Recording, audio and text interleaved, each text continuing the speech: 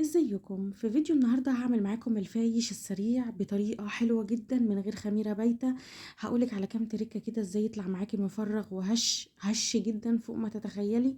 طعمه وريحته جميله قوي. من نص كيلو دي هنعمل كده صاج كبير منه. تابعي الفيديو معايا للنهايه، هقولك على كام تريكه لازم تعرفيها قبل ما تعملي الفايش. ولو اول مره تشوفيني اشتركي في القناه وفعلي الجرس عشان يوصلك كل جديد مني. وهدخل معاكم بقى في الطريقه على طول.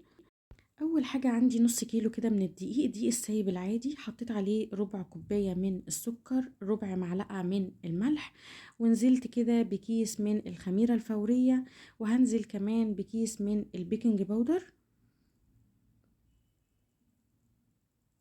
تمام كده، هقلبهم مع بعض كويس جدا. وبعدين هنزل بربع كوبايه من الزيت يكون نوع نضيف عشان ما يعملش معاكي ريحه غريبه كده في قلب الفايش.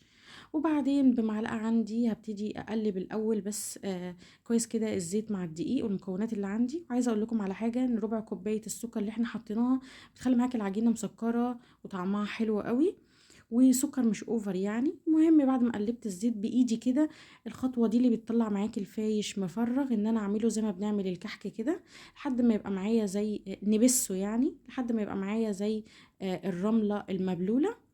قبل ما ابتدي اضيف اي حاجه على الدقيق بتاعي لازم اعمل الخطوه دي.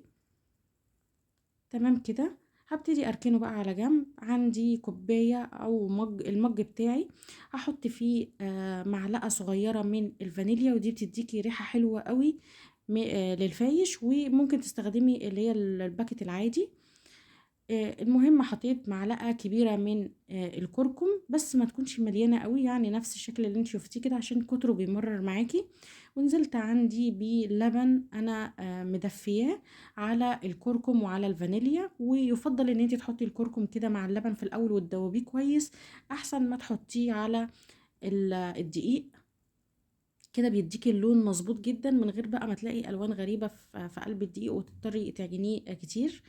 المهم نزلت بعد ما دوبته كويس، نزلت بالكوبايه اللبن بالكركم على الدقيق بتاعي، وهبتدي اقلب بمعلقه. عندي شايفين اللون حلو ازاي من غير حتى ما اعجن لسه في العجينه.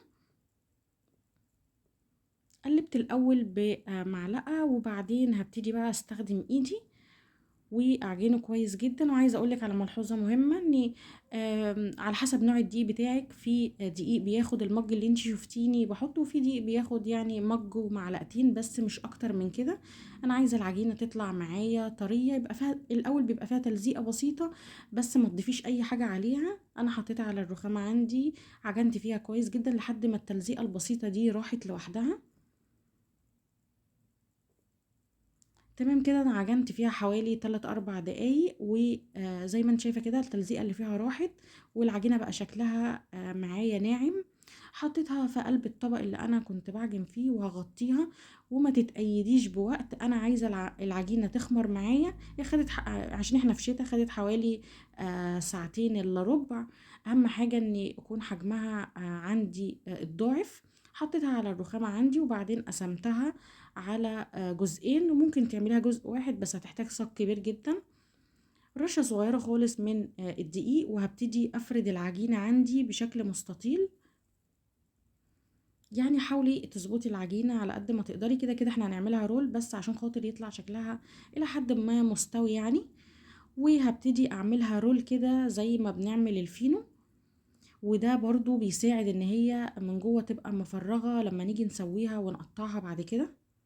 ظبطت الشكل بتاعي على قد ما اقدر، وبعدين هقفلها من تحت كويس جدا عشان ما تفتحش معايا بعد ما اجي اخمرها.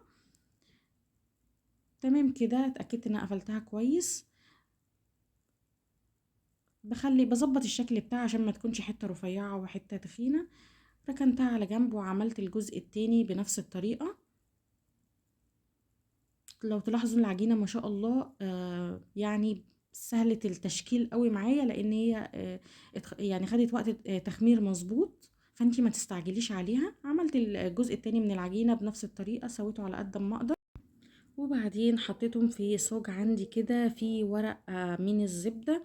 لو ما عندكيش ورق زبده بتحطيها في اي صينيه يعني تساع العجينه بتاعتي، وتكون مدهونه دهنه بسيطه كده من الزيت.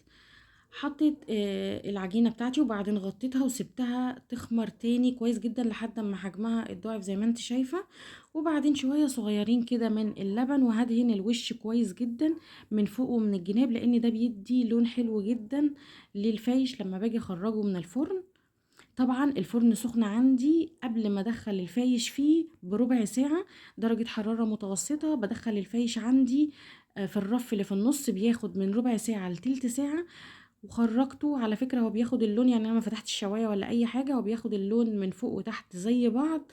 وبصوا شكله عامل ازاي، شكله تحفة حتى من قبل ما اقطعه واكمل باقي خطوات الفايش. وطري جدا وريحته مش قادرة اقول لكم، لازم تجربوه. هبتدي بقى، انا سبته يبرد في الاول خالص وبعدين هبتدي اقطعه. طبعا في ناس بتحبه رفيع قوي، في ناس بتحبه سميك، بس التقطيعه اللي انا مقطعاها دي افضل حاجه، لانه يعني مناسب جدا، لا رفيع قوي ولا تخين قوي. هو من كتر ما هو طري يعني حاولي تتعاملي معاه بالراحه، لان هو طري جدا مش مستحمل حتى ان انا اقطعه بحاجه جامده. شايفين شكله عامل ازاي؟ شكله كان تحفة على فكرة. انت ممكن تاكليه كده، لو الناس اللي ما بتحبش الحاجة محمصة يعني عشان سنانها، ممكن تاكليه كده طري زي الكيك. وممكن تدخليه بقى فرن زي ما انا هعمل بقى. تكملي الخطوات، انا حطيته في نفس الصاج اللي انا كنت بسوي فيه، وبعدين دخلته فرن خد حوالي 10 دقايق واتحمص معايا برضو درجة حرارة متوسطة. وبتابعه كده، بياخد حوالي 10 دقايق، وممكن تشغلي الشواية عليه كمان ياخد لون اكتر. بس هو في المرحلة دي ما كانش محتاج اي حاجة تاني. جربوه، انا واثقة ان هو باذن الله هيعجبكم. لو عجبكم الفيديو ما تنسوش تعملوا لي لايك وشير وسبسكرايب. اشوفكم على خير ان شاء الله في فيديو جديد. سلام عليكم.